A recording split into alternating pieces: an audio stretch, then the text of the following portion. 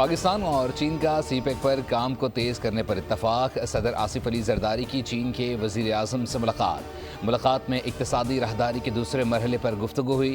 قابل تجدید توانائی، سائنس اینڈ ٹیکنالوجی شعبوں میں تعاون پر غور کیا گیا۔ ملاقات کے بعد ٹھٹھا سیمنٹ کمپنی اور چین کی چنگونگ کنسٹرکشن گروپ میں MOU پر دستخطی تقریب ہوئی۔ معاہدوں کے تحت پاکستان میں سیمنٹ کی پیداوار میں اضافے کے لیے پروڈکشن لائن لگائی جائے گی۔ قابل تجدید توانائی کے منصوبوں پر تعاون کیا جائے گا۔ کوئلے کی گیسیفیکیشن، یوریا کی پیداواری پلانٹ بھی MOU میں شامل۔ صدر مملکت 9ویں ونٹر ایشین گیمز کی افتتاحی تقریب میں شرکت کے لیے بیجنگ سے ہاربن پہنچ گئے۔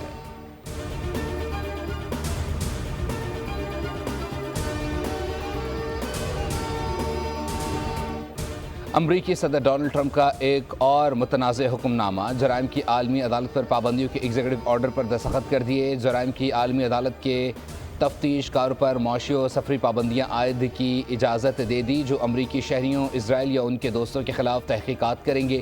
ٹرمپ نے کہا، وزیر اعظم نیتن یاہو کے وارنٹ گرفتاری جاری کر کے طاقت کا غلط استعمال کیا گیا۔ اور پاکستان میں انٹرنیشنل کرکٹ کا میلہ قذافی اسٹیڈیم میزبانی کے لیے تیار۔ اسٹیڈیم صرف 117 روز کی ریکارڈ مدت میں تیار کیا گیا۔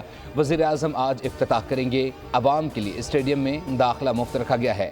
نامور گلوکار علی ظفر، عارف لوہار اور آئمہ بیگ پرفارم کریں گے۔ ڈھول، آتش بازی اور لائٹ شو کا شاندار مظاہرہ ہوگا۔